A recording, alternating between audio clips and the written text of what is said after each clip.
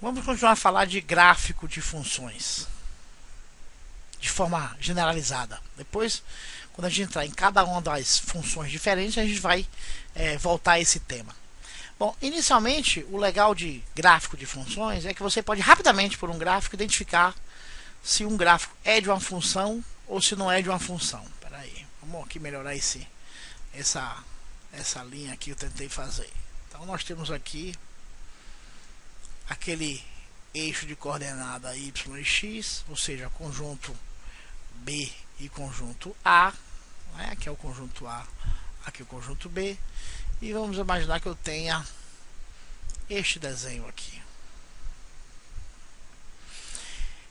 E vamos imaginar que eu tenha um outro gráfico, também aqui do x, que seria o conjunto A, e aqui o y, que seria o conjunto B, e que eu teria aqui este gráfico. Rapidamente eu posso identificar se isto é uma função ou se isto é uma função. Como é que eu faço isso? É simples. Eu traço uma linha vertical sobre o gráfico.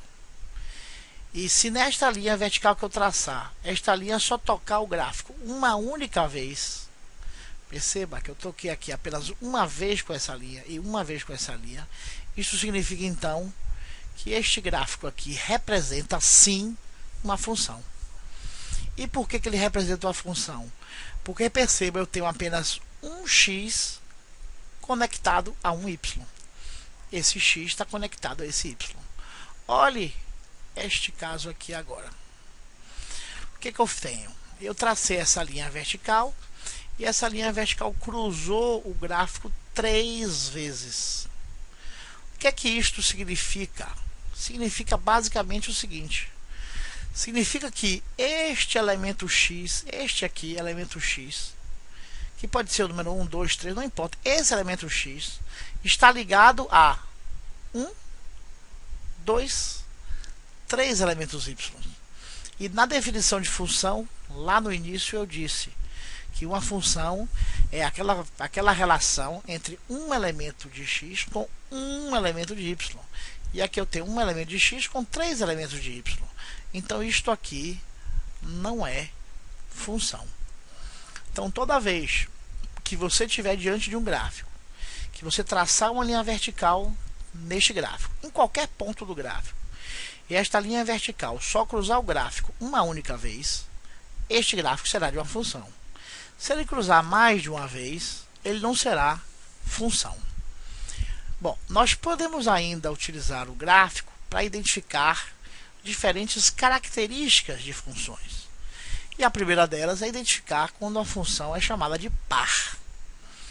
Quando é que uma função é chamada de par? Inicialmente dependente do gráfico. Uma função é chamada par quando você escolhe um valor de x e com esse valor de x você obtém um valor de y. Quando você troca esse valor de x pelo oposto dele, ou seja, o mesmo valor com sinal trocado, a variável y não muda. Ou seja, eu troquei o valor de x de um número positivo para um número negativo e o valor de y permanece o mesmo. Um exemplo de função par é esta função aqui. X igual x ao quadrado. Por que este é um exemplo de função par? Porque se eu escolho x igual a 4 e coloco na máquina, qual será a resposta que a máquina vai me dar? Bom, 4 ao quadrado, 16.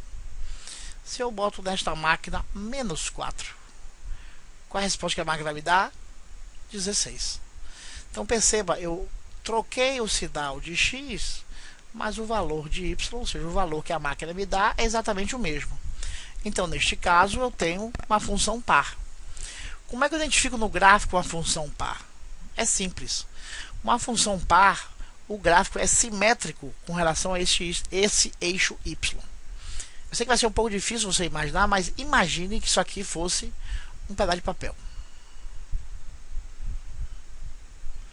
E que você dobrasse esse pedaço de papel nesta direção. Exatamente nesse eixo aqui. O que vai acontecer com esta linha? Quando você dobrar este papel para o lado de cá, esta linha vai ficar exatamente em cima desta. Então toda vez que um gráfico, quando você dobrar esse papel e este gráfico do lado de cá ficar exatamente em cima do lado de cá, este gráfico é de uma função par. Por exemplo, um outro exemplo, nós temos aqui yx e vamos imaginar esta função aqui, y igual a módulo de x. Não ficou muito perfeito não, mas vamos lá. Se eu pegar este pedaço de papel aqui e dobrar nesta direção, esta linha, quando ela for dobrada para esse lado, esta linha vai ficar justamente em cima desta. Então esta função também é chamada de função par. Vamos seguindo. Nós temos também a função ímpar. O que é a função ímpar? Bom, a função ímpar é a seguinte: eu tenho um valor de x, coloco ela na máquina, ela me dá um valor de y. Eu troco o sinal de x e a máquina também me troca o sinal de y. Quando esta máquina faz isso, nós temos uma função ímpar. Por exemplo, y igual x ao cubo.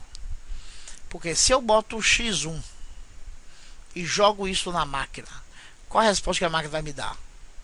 Vai me dar y1. Se eu coloco na máquina x menos 1, o que a máquina vai me dar? Y igual menos 1. Se você não acreditou, vamos fazer com 3. Se eu coloco na máquina x igual a 3 e no lugar do x eu boto 3, o que eu tenho? 3 ao cubo. 3 ao cubo é 3 vezes 3, 9, vezes 3, 27, vezes 3, 81. Não, desculpe. Epa. Então eu atrapalhado. 3. Não, 3 ao 4. 27. Não 81. Agora eu pego x igual a menos 3. E o que eu tenho? Eu tenho y igual a menos 27. Ou seja, eu troquei o valor de x. Desculpe, eu troquei o sinal do valor de x. E o sinal do valor de y muda. Como é que a gente identifica via gráfico que um gráfico representa uma função ímpar? Por exemplo, se eu tiver esta função aqui, y igual a x ao cubo. Qual a característica? Eu já disse que ela é ímpar, né? Porque eu troquei o sinal de y, troquei o sinal de x e o sinal de y é trocado. Eu troquei o sinal de x e o sinal de y é trocado. Por que este gráfico aqui é uma função ímpar? Como é que eu identifico isso? Bom, vou ter que fazer uma mágica aqui. Imagine novamente que isso aqui é uma folha de papel. Você vai fazer duas dobras. Você primeiro vai dobrar o papel para cima. Você vai fazer a dobra justamente no eixo X. Quando você fizer esta dobra para cá, o que vai acontecer com esta linha? Essa linha vai passar mais ou menos aqui. Agora você vai fazer a segunda dobra, que é a mesma que você fez para o par. Você vai pegar este papel e dobrar para cá, justamente em cima deste eixo Y. O que vai acontecer com esse pedaço do gráfico? Esse pedaço do gráfico vai passar justamente em cima deste pedaço, que é justamente daqui quando esse aqui é dobrado para cima. Então toda vez que você dobrar o papel para cima, o gráfico vem para a parte de cima. E você dobra para o lado de cá. E este gráfico, esse pedaço do gráfico fica exatamente em cima desse pedaço de gráfico que estava embaixo, que agora está em cima porque eu dobrei o papel. Então essa função é ímpar. Outro exemplo de uma função ímpar.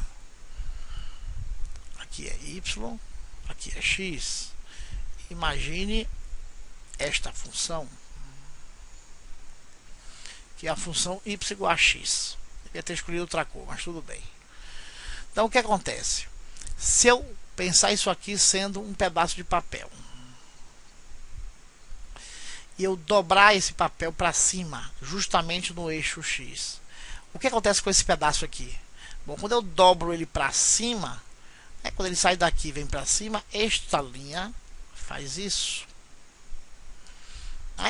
Porque esse pedaço não existe mais, esse pedaço foi dobrado para cima. Agora eu vou pegar esse lado aqui do X e dobrar para cá justamente no eixo Y. Então esse pedaço aqui vai para onde agora? Vai ficar exatamente em cima deste. Então significa então que esta função é uma função ímpar.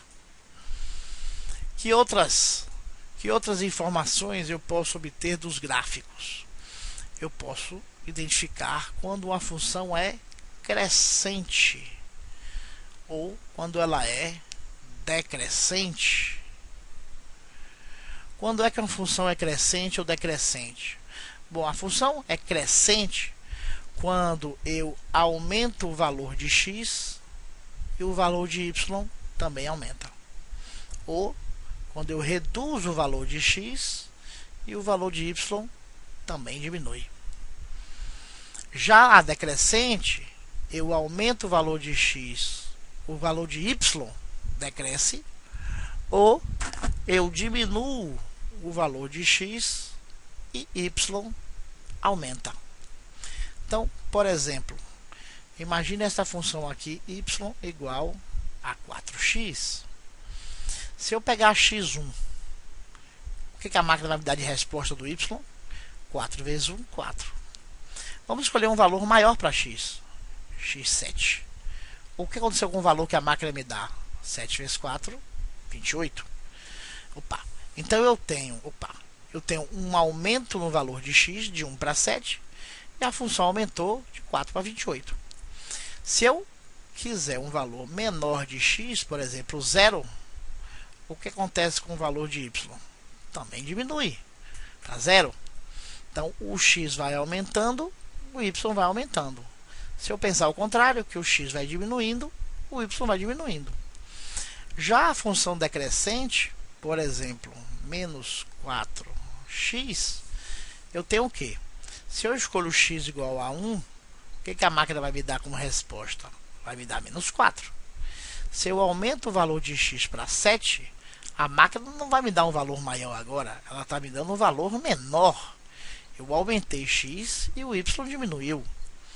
E agora, se eu diminuir o x, o y aumenta.